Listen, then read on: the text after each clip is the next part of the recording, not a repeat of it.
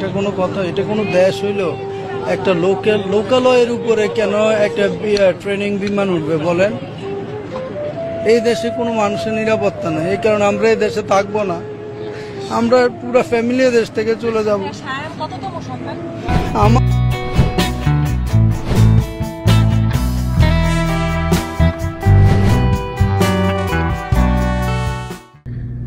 আসসালামু আলাইকুম। ফ্লোরিডার ন্যাপলস থেকে সবাইকে স্বাগত জানাচ্ছি। আমি রাকিব হাসান। এই ভিডিওটি দেখে আমার খুবই খারাপ লেগেছে, খুবই কষ্ট লেগেছে।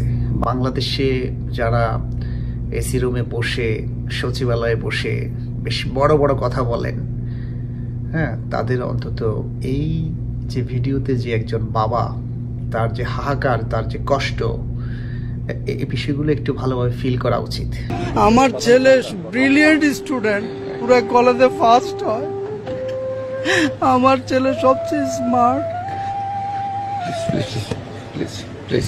আমরা মুখে অনেক বড় বড় কথা বলি, আসলে বাস্তবে আমরা কতটুকু কি করি বা কতটুকু কি করতে পেরেছি সেটা আমাদের বিবেচনায় নেওয়া দরকার। দেখেন, একটা মানুষ, সে একজন উচ্চশিক্ষিত, তার ওয়াইফ এবং সে দুইজনেই কেমিস্ট্রির এবং আরেকজন ফিজিক্সের লেকচারার। সেই সন্তানের জীবনের নিরাপত্তা নেই, এখন তারা দেশ ছেড়ে পালিয়ে যেতে চায়। আমরা এই দেশে থাকবো না, এই দেশের পলিটিশিয়ানরা এই দেশটাকে পলিউট করে ফেলছে। আমরা এই দেশে আর থাকবো না, বুঝছেন?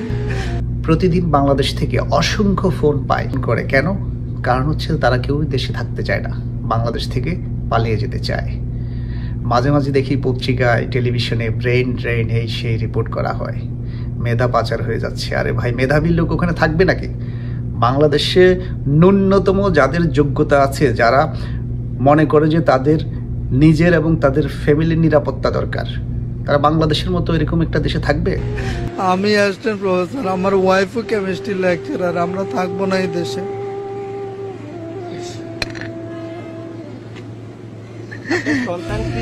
যে দেশে ৩৫ বছরের পুরনো বিমান নিয়ে সেনাবাহিনী এখনো চলে এবং সেটা জনপদের উপরে আশ্রে পড়ে, সে দেশে মানুষের কোথায় নিরাপত্তা? কিসের নিরাপত্তা?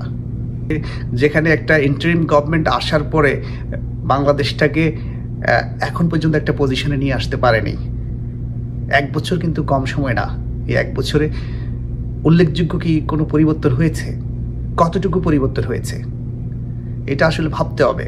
২৪-এর জুলাই আন্দোলনে যে স্টুডেন্টগুলো যারা তাদের জীবন হারিয়েছে এবং তাদের পরিবারই শুধু কেবল তাদের সন্তানদের হারিয়েছে, কিন্তু প্রকৃত অর্থে যে স্বাধীনতা দুই বলে যে মুখে ফেনা তোলা হয়, সেটা কি পাওয়া হয়েছে? কিছুই পাওয়া হয়নি। ওই যে বলে না যে যায় লঙ্কায় সে হয় রাবণ, একই অবস্থা। কোনো দিকে কোনো উন্নতি হয়নি। একটা মন্ত্রণালয়ের উপদেষ্টা, তিনি মন্ত্রণালয় চালান না, মন্ত্রণালয় চালান একজন সচিব, শিক্ষা সচিব চালান শিক্ষা মন্ত্রণালয়। একটা এইচএসসির মতো এরকম একটা গুরুত্বপূর্ণ পরীক্ষা রাতে ৩টা বাজে ৪টা বাজে ডিসিশন দেওয়া হয় যে আগামীকাল পরীক্ষা হবে না। তাহলে সেই দেশে শিক্ষার্থীরা তাদের ভবিষ্যৎ কিভাবে খুঁজে পাবে? জাতি হিসেবে একটা গাইডলাইন তো কোনো জায়গা থেকে তারা পাচ্ছে না, তো সেই দেশ থেকে মেধা পাচার হবে। এই দেশে কোনো মানুষের নিরাপত্তা নেই, এই কারণে আমরা এই দেশে থাকবো না।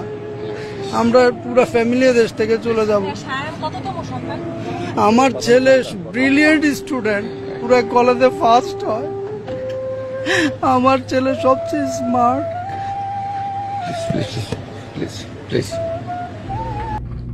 বাংলাদেশে কোনো মেধাবী লোক যাদের ন্যূনতম যোগ্যতা আছে,